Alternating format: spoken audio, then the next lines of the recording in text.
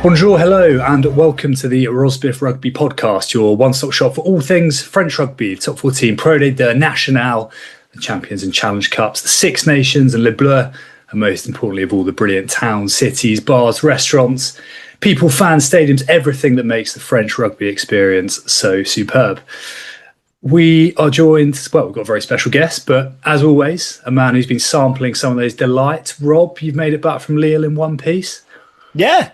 Well, I guess this time last week it was kind of still up in the air as to whether I was ever going to return because I didn't have a return ticket booked, and I'd pretty much only just booked my outbound ticket, and I didn't have any match tickets. But it all went fairly painless, to be honest. And yeah, I'm sure we'll come on to the nitty gritty of it, but we'll lay it on thick that it was cheaper than going to Cardiff the weekend before or the weekend to just go and watch Scotland. So yeah, it was all in all pretty successful trip.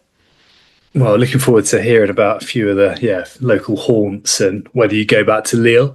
But in more serious rugby business to get us going, really happy today to be joined by analyst, journalist, author of, I think it was one of the Financial Times books of the month, Attacking the Space, a book that's received plaudits from Ben Youngs, Jimmy Gopperth, Eddie Jones of all people, and now joining the most illustrious of that group with us this evening. Most importantly, a massive fan of French second tier rugby, Sam Larner. Big welcome to the Rosbiff Rugby podcast. How you doing, mate? I'm very well, thank you. Thank you very much for having me. Absolute pleasure. We've got to start with the book at the top. We've been, we've sort of followed you online for a bit. You've done some fantastic stuff over the years, and then kind of a month or two ago, a couple of months ago, saw the news that you've got a full 300-400 page book of your wares. So yeah, talk us through how it came to be, how it's been, how is it to be a fully published author? It's an amazing achievement. Oh, thank you very much. Well, I had the idea back in 2019, but then, it's quite hard to get a book published. And I was fairly fortunate. He is now my agent, but then was just a chap on Twitter. He reached out and suggested, had I ever thought about writing a book in, I think that was the start of 2023. And obviously, I had thought about it for a long time. As a kid, I always thought that was kind of the coolest thing you could do. And so, yeah, it went from there, really. So, like 6 months of just planning it out and trying to get it with a publisher. And then when that happened, just a year of writing it, and then more or less a year of editing and, loads of other stuff. It's weird when you write a book. I mean, obviously, I've never done it before this, but you have periods of really intense kind of writing it for, days and days and days and days.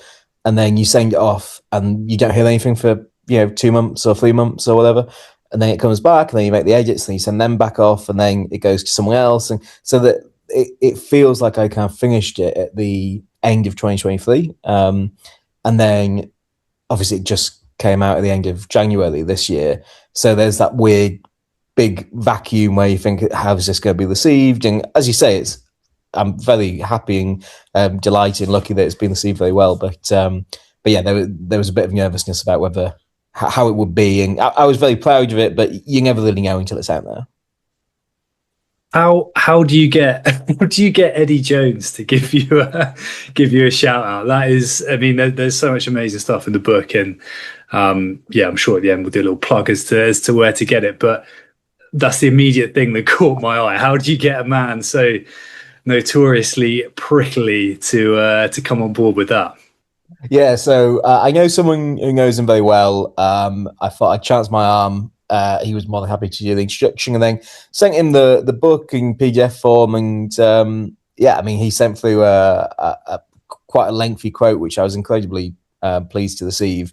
And then my friend who I know who knew Eddie sent me a screenshot where he said, use this quote, whatever. And then below it, he just said, "Good lead." And I was like, yeah, that'll do. I'm happy with that. That's high praise from Eddie. Exactly as you say, he's not necessarily knowing as being the most effusive person, but yeah, that definitely helped. As soon as that was in there, it made it easier to get moving with it. Fantastic. Well, yeah, big congrats again. It's Thank you. awesome thing to have out there, and look forward to finishing it off. Winding forward then to this weekend, Rob, you've been our man on the ground. I mean, what a sort of punditry combo we've had. We've got the in the ground view in the stadium with the fans, sneaking into hospitality. Did I see, Rob? Yeah, that was a genuine error on my part. It was genuinely accidental. I thought I was going into the bar that I was meant to be going into, because we were in slightly posh seats. Not that we paid particularly over the odds, but yeah, it was. I think we were on kind of like a middle tier where a lot of it was corporate and that sort of thing. I think we were probably quite close to where Christoph Urios was selling his wine or had his wine on offer. But I didn't see him. I showed my girlfriend what he looks like. Like, if we see him, he's recognizable. Like, we're gonna know it's him. But I don't know if he was there or not. But yeah, accidentally went through a door that I thought was the bar, and then saw that there was like a spread laid out with like half time, like little menu cards, half time, and buckets of champagne. And yeah, I felt very out of place. And then I was like, well, I've got to try and get something. So I got a free glass of wine. I was like, hang on, why have I gone for wine? I've got to get this champagne. Yeah, they've got Tattinger here. I'm gonna get a little bit of that. So I did, and then just waltzed out the door that I came in, and then this massive, absolutely terrifying looking, enormous bouncer was like, "Were you just in the? I can't remember what he called it. It's like, were you just in the lodge?" And I was like, "Yeah." And it's like, "I need your glasses." And it's like, so I've just decanted them into the kind of stadium standard plastic cups. Gave him back the glasses. He was like, "Cool, thank you." And he's like, he wasn't having a go at me like waltzing off with some free booze. He was just, I was like, "Oh, it's so dangereux, way." To have the kind of glass out and about. But yeah, we did miss a little bit the second half as a result, because we then wanted to get into the queue for actual beers that we were going to pay for. But yeah, bit of bread and butter and a free glass of wine and a free glass of champagne. All good. Tactical masterstroke, Rob. Not Very that I nicely missed done. much in that 8 minutes of the second half, because nothing really happened for about 20 minutes in the second half, I feel. Yeah, it was a little bit slow, wasn't it, after half time? Sam, what were your thoughts on obviously going into it? It was maybe billed as being a little bit, or going to be a little bit closer than certainly the score line ended up. Italy had a fantastic start to the tournament, as had France, albeit away from usually the Stade de France. What was your take on it? Were there any real areas that piqued your interest, or from a kind of tactical point of view that stood out? Yeah, it was an interesting game, I thought, because in a way it was similar to the game the week before against Wales, where France took the lead, which meant that Wales last week and then Italy this weekend were always chasing the game, which meant that the game, if you just took segments of the game, you might assume Wales and then Italy were kind of on top if you just clipped like a 5-minute portion. But in all those cases, they were just chasing a fairly significant deficit that they never really got anywhere near. So like Italy were kind of at least level, if not maybe on top, for maybe 65 minutes of that game. But when they turn off, or maybe it's when France turn on, they just concede so many points that France don't need to play at that level of that intensity. I think also they learn against Wales, they had that really loose second quarter. They had a pretty loose second quarter against Italy, but they weren't really punished for it. So it's quite interesting. I think you'll get a lot of people who would say it was a closer game than the scoreline suggests. But I think that's just what happens when you give a team that big of a mountain to climb. They have to play with ball in hand. They have to go for possession. They have to try stuff that otherwise they wouldn't, which sometimes works. But then you realise a lot of the time when it doesn't work, when you make those mistakes, France will immediately punish you, kick you the ball back at the kickoff, and then you'll just repeat the same thing again. So I think it was professional by France. I don't think it was perhaps as lightning as they were against Ireland or Wales, but I think it was fairly professional. Rob, was that your what was your view in the stadium? Yeah, my kind of feeling was that France always had Italy at arm's length, and I guess that is because of the early lead. They were never. I know that like Italy obviously put them under a load of pressure, but France were never quite like fully like backs to the walls. Oh, we're gonna have to really pull something out here. There was some unbelievable kind of pieces of spot play from Antoine Dupont that snuffed out some Italy attacks. Like there was a kind of 3-4 minute period where he single-handedly just disrupted 3 or 4 Italy attacks. It was phenomenal, and that was about as close as Italy got to tearing France apart. But ultimately, they didn't test them. They didn't test. There was never like a 5-minute period not getting out the 22 or not getting out of their half. They were kind of able to weather the storm and just clear it after a few phases. There was never kind of 10, 15 phases of pressure, from memory anyway, but that's how it felt. Helped by some moments of magic from Dupont in defence.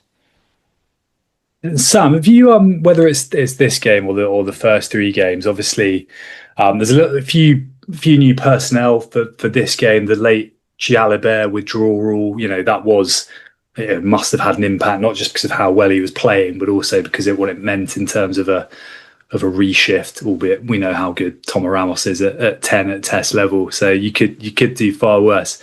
But have there been, with some of those personnel changes, with the easy hindsight's 2020, but the performances over autumn from France were a bit sticky and flat to deceive a bit.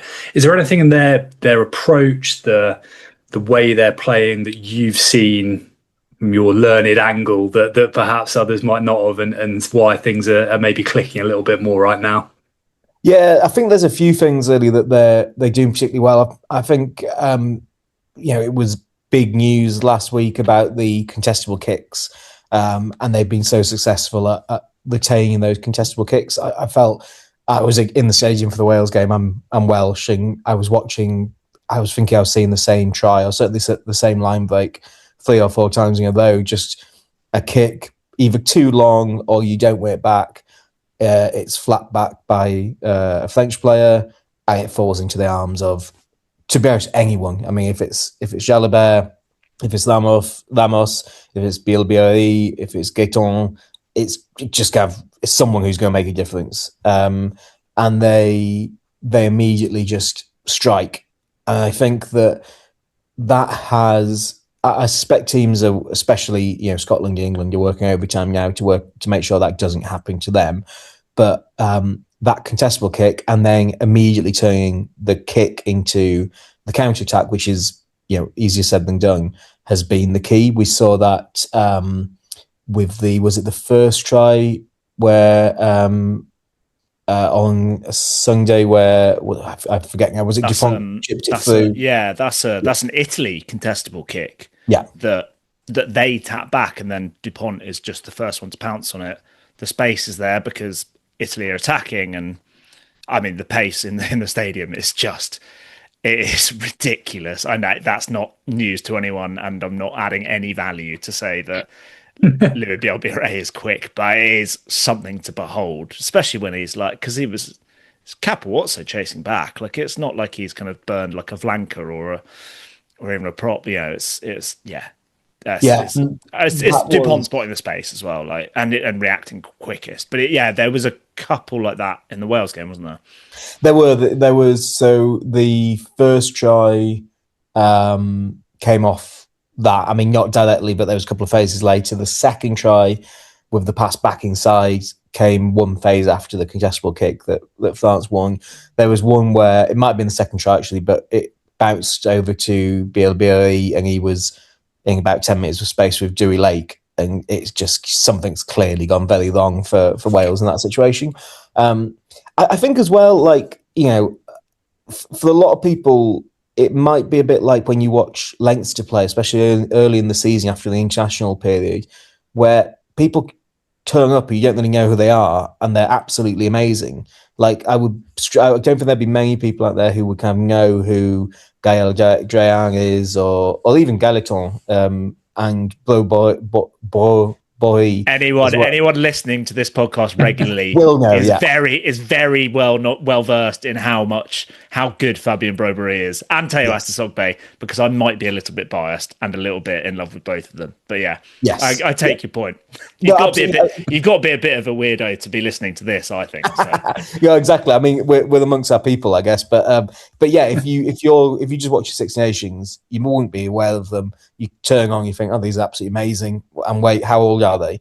And I think it's done them good to be able to blood these players in a way that hasn't led to, those kind of disappointing losses. We've seen that with Ireland, really, where they suddenly had to blood a whole generation of new players, and it was slow going. I think France have had the best of both worlds, where they're blooding all this young talent and also doing really well.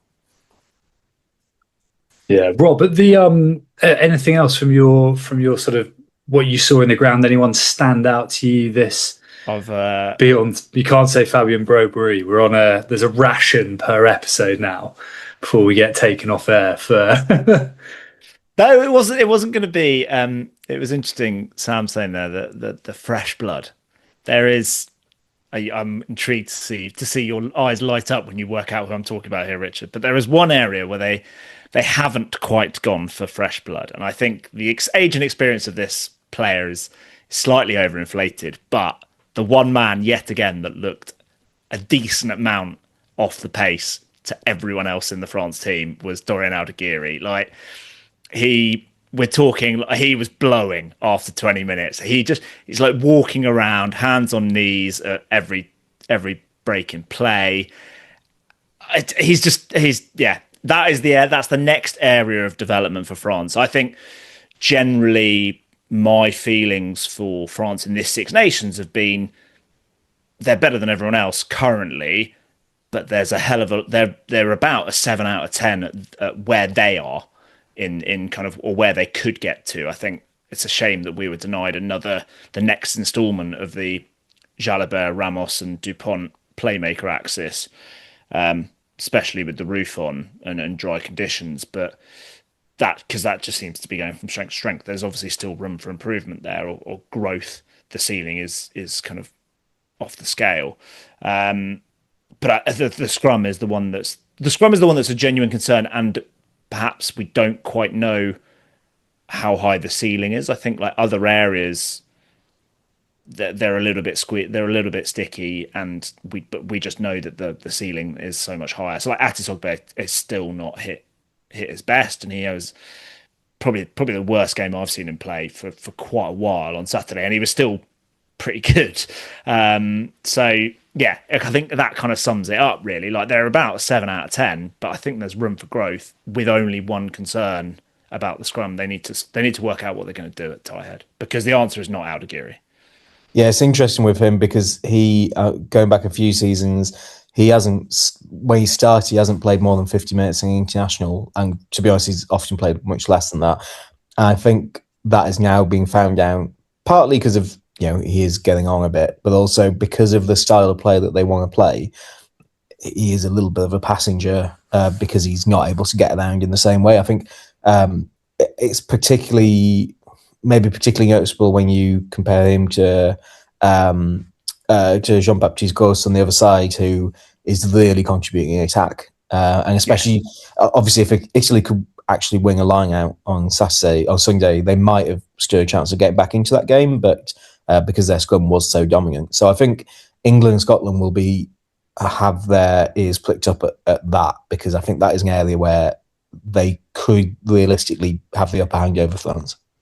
And I think like I know in the first game, the stats difference for the 20 minutes that Regis Montagna was on the pitch versus the 60 that Aldeguerri was on was completely different in terms of like round the park. And I think there's the net benefit of Aldeguerri at scrum time is not huge. It's interesting you talk about his kind of number of minutes played. He's 32, which is younger than a lot of people think, but he's got the same amount of caps as Louis Bielbiarré, which is just Yeah, and Louis Bielbiarré in his appearances will have played probably 80 minutes in all of them, or if not very, very close.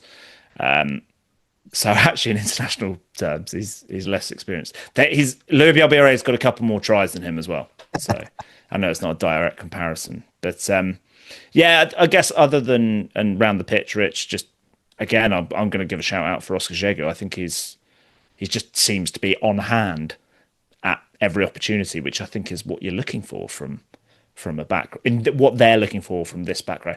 Sam, do you have any thoughts on like the makeup of this back row in terms of the lack of, or maybe I'm misreading it, the lack of ball carrying, yards after contact, jackling, and arguably even tackles in some scenarios? Like Brobery was the highest tackler for France in this game. I think Jego was second, but Miafu was up there. You know, it's not like Cross and Jelonch are doing kind of Jacques Berger-esque 20 tackles a game.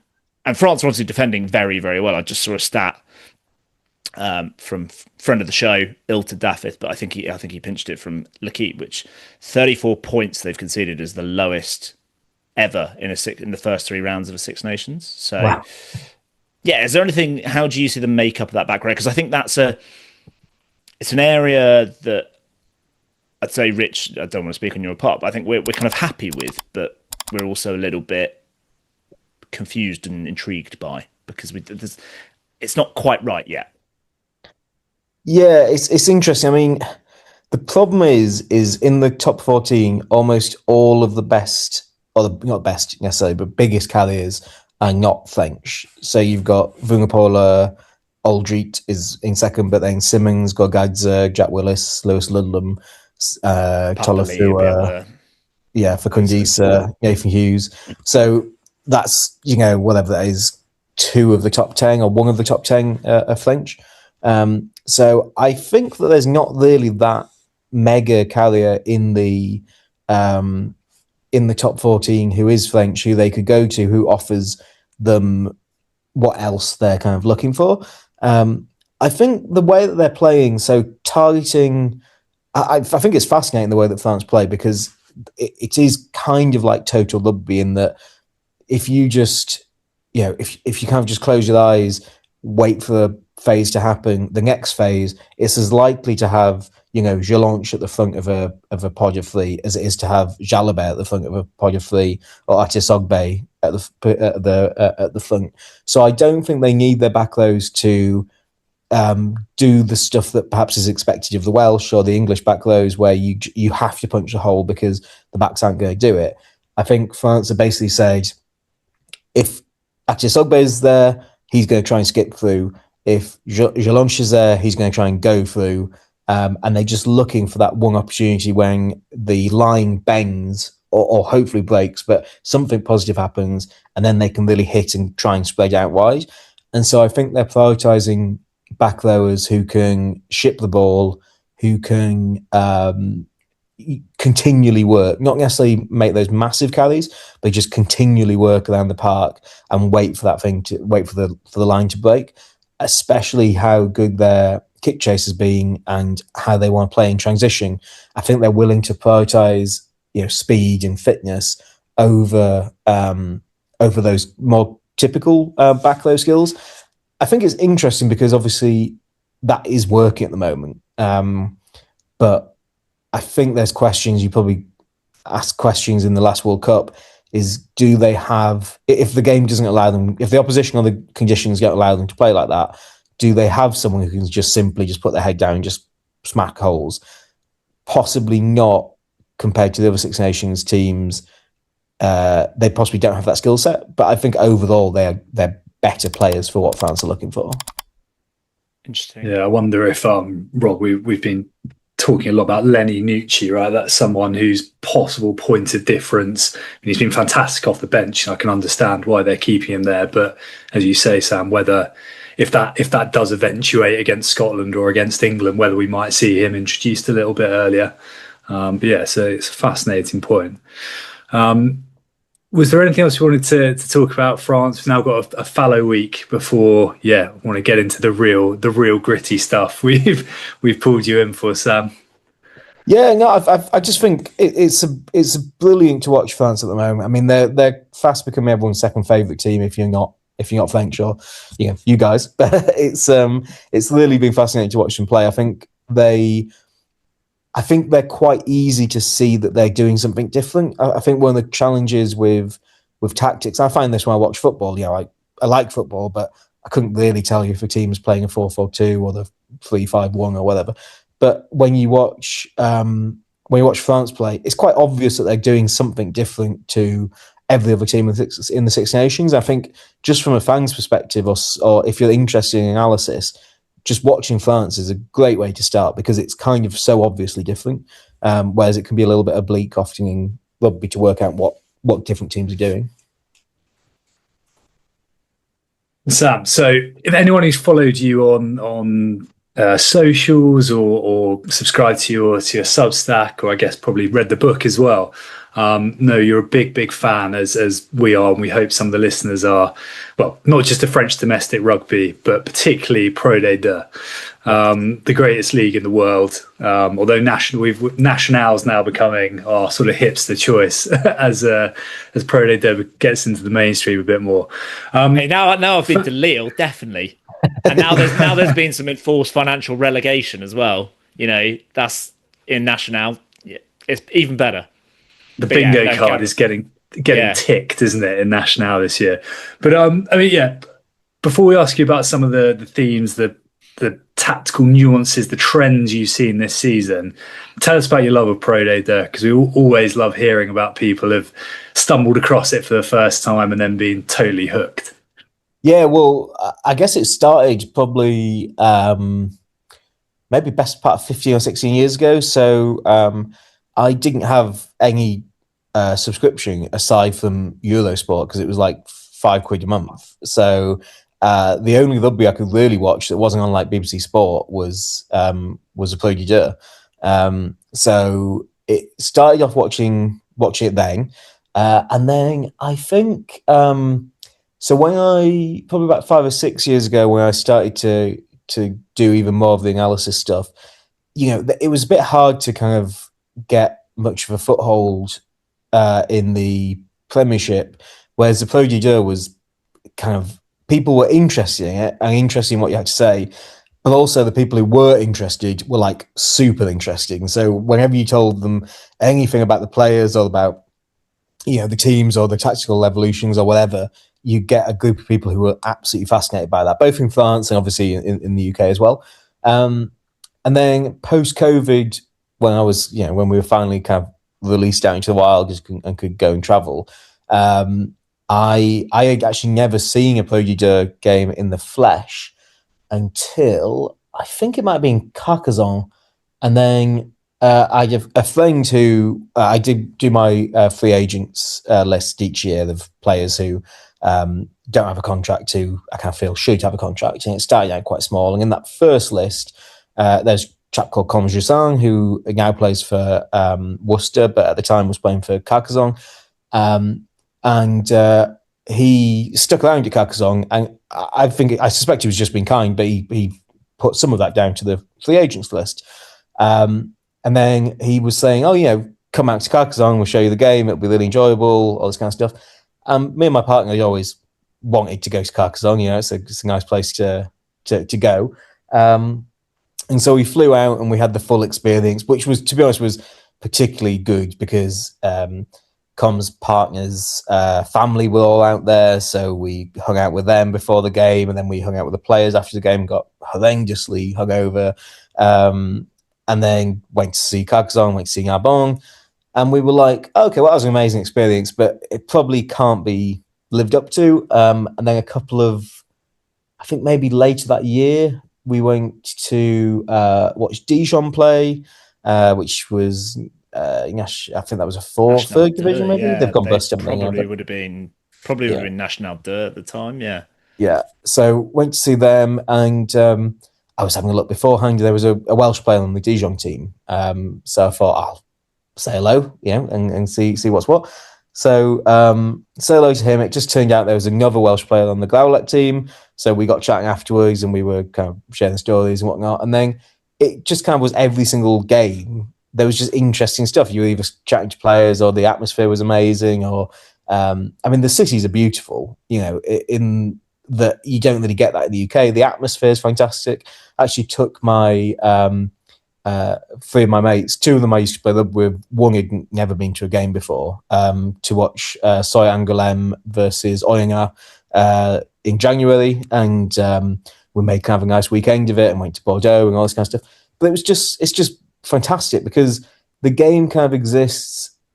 I think one of the things that England can learn, or the UK as a whole can learn, is in France the game is kind of exists as a meeting location for people. So a lot of the time, you're going to buy a beer, and there's just people behind the stands. They're just chatting. They must have paid for the ticket, but they're not really watching the game.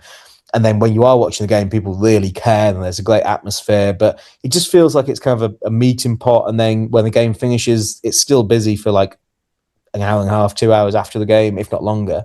And it's like pure rugby. It's the kind of thing that we used to be told was happening all the time in England in the past, which I've kind of never really seen. But it does exist in Pro de Deux and in National and over in France. And so it's just wonderful. It's just such a fantastic place to be and to travel and to go and watch a game. So I absolutely love it.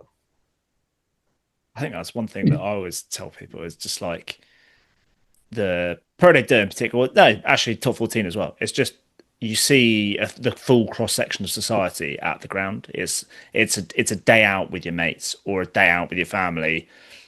Yeah, I think you said it far more eloquently than I can. But yeah, I think that contributes to the overall investment from the town, as in emotional investment from the town. Yes, which is obviously such a big thing, that one of the stereotypes trotted out about Pro de Deux and French rugby generally, but is generally true.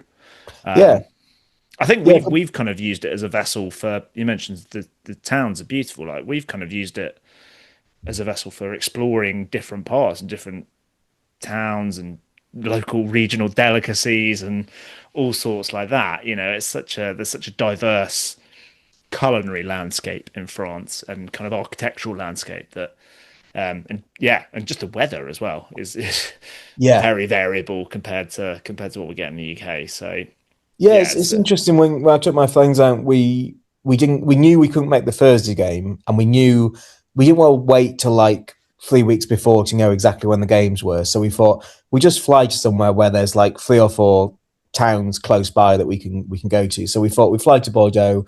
And the first choice was Soy Angoulême, but then there was Agen on the same time. There was Colomiers, which would have been a bit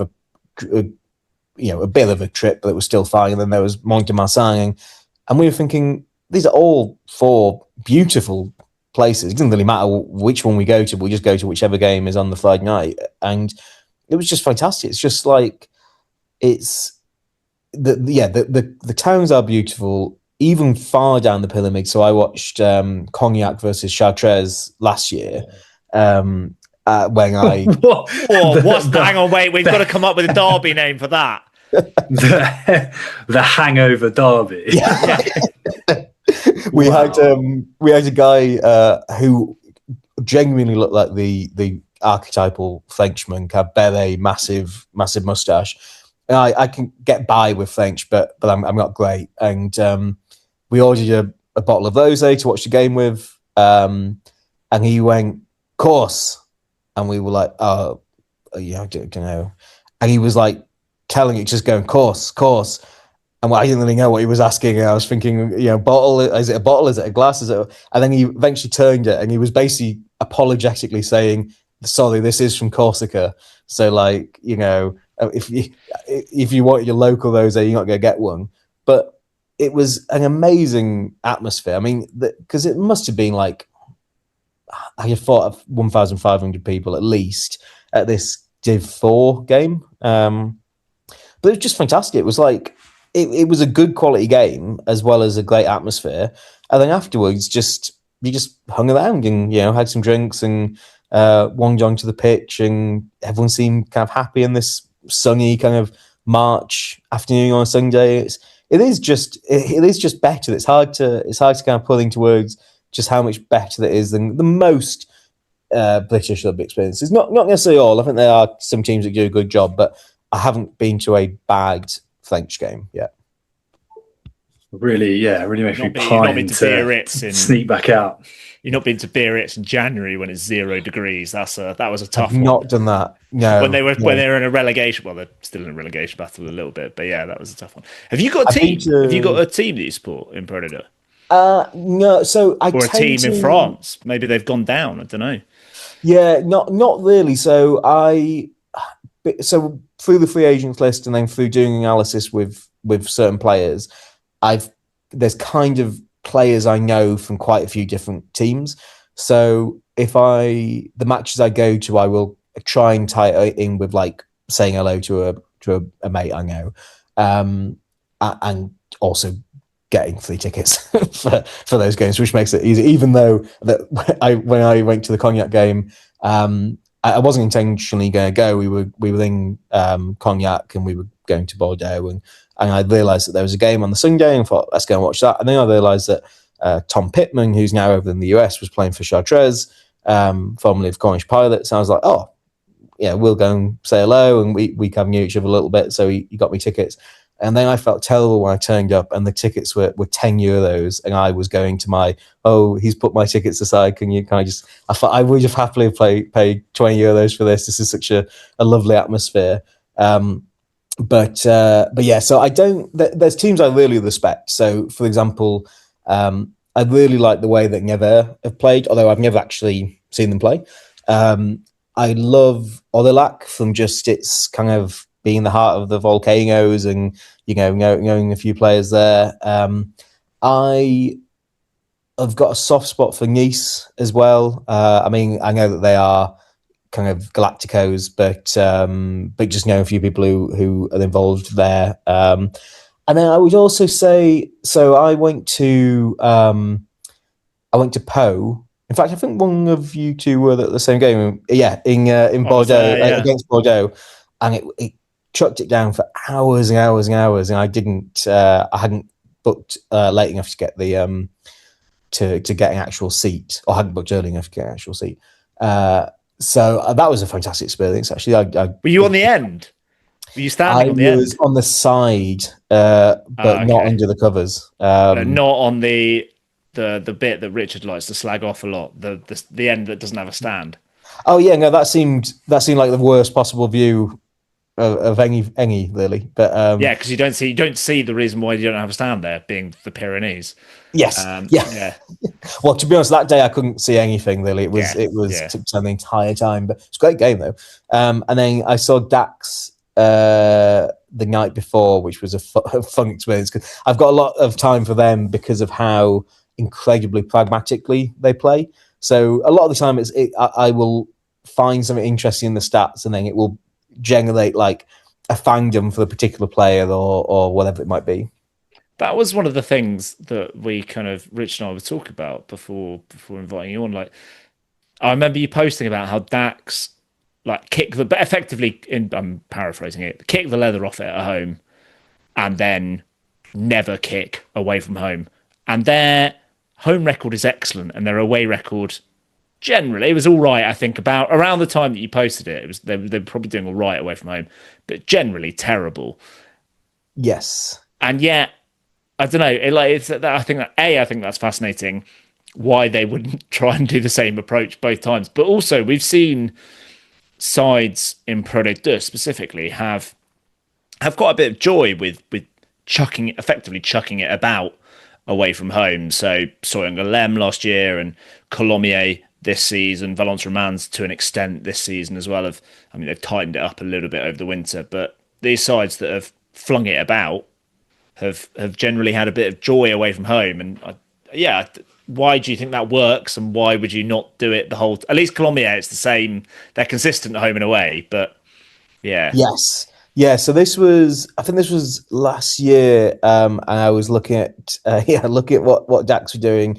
It was amazing. I think it's changed slightly because this was when they made the playoffs. I think would that be? Yeah. Yeah. That was last year. Yeah. So they are incredibly pragmatic at home, in that literally, so one of the stats I look at is Cali meters as a percentage of total meters, so Cali plus kick meters, and that's quite a good measure of how attacking a team is. So most men's teams won't push the 50% mark.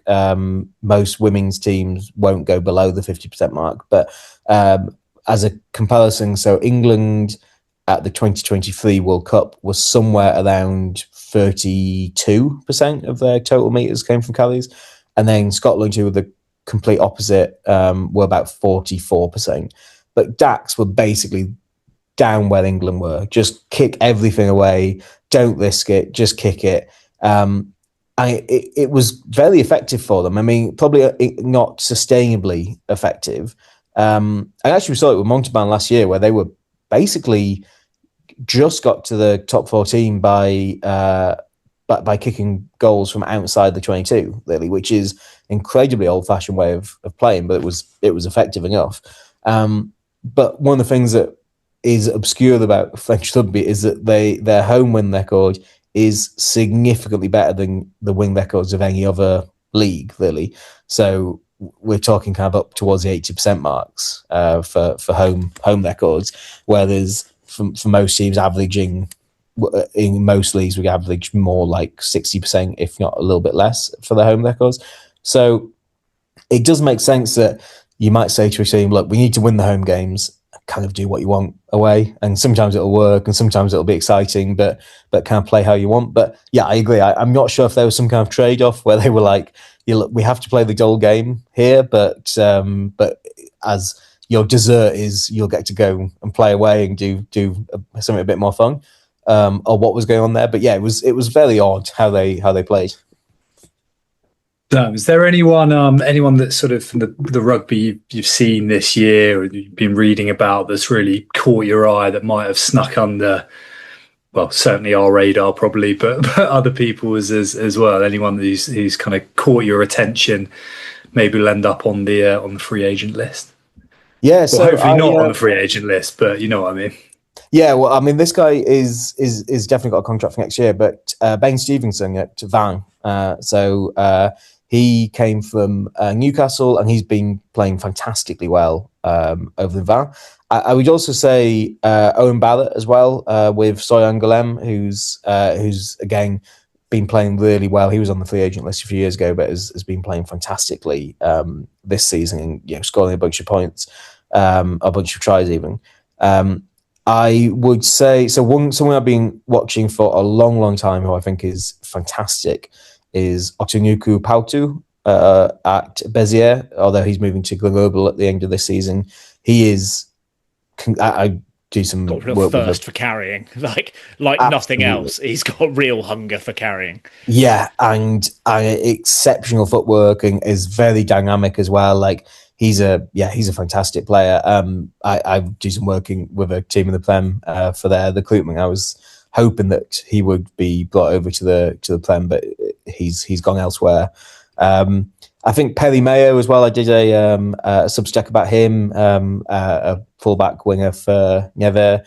He's also fantastic, very young. I would be surprised if he's not knocking on the top 14. They've locked him in though. They've locked him in on a decent. I think he's 28, 29? 28 or 29. Yeah, they've locked him in for a few seasons recently. I think he's 23, isn't he? Is he 23? No, as in until 28, 29. Yeah. Oh, so he's locked in at Nevers for a while, but yeah, he is 23. He'll be hoping that they go up then, I guess. Well, obviously, but I think he's due some game time there, and then also like I think a big shout out because he is again he's an old fashioned player, but Lucas Marais at Valence Romain who just. He leads by points scored in all the leagues by an absolute massive margin. He was over 100 points ahead of the next highest point scorer for the season last year. It's just madness. And didn't score a single try last year, I don't think. So I think Sam Davis was second, but had scored kind of 5 tries or something. But yeah, if you're doing it kicks at goal, he was miles ahead of everyone. Yeah, he's astonishing. I mean, he's got 1 try this season and 242 points. He's incredible. He's he's such an old-fashioned player. He barely misses a minute as well. He has played. His average is 77 minutes a game in the 18 games he's played this season, and I'm pretty sure he's only missed 2. He's just incredible. To be honest, the whole Valence Le team, I basically love. I mean, I love that kit, that kind of checkerboard kit, and just what they're able to do, how they're able to keep being consistently excellent is really something. So, God, I think them and Dax like slightly smaller squads, and so I'm a big. One of my big things in Pro Dirt, and the top 14 this season is team selection, and just the whole notion of throwing in the towel or changing it up completely away from home is just it's not helping teams. Like, it's counterproductive now. It's not even like, you're resting players. It's genuinely counterproductive, and the teams that have been more consistent week on week are the ones that have generally done a bit better. So in their home games as well. Yeah, I think. I mean, I guess it's obvious, but it's hard to get away from the pack if you basically have the same results as them.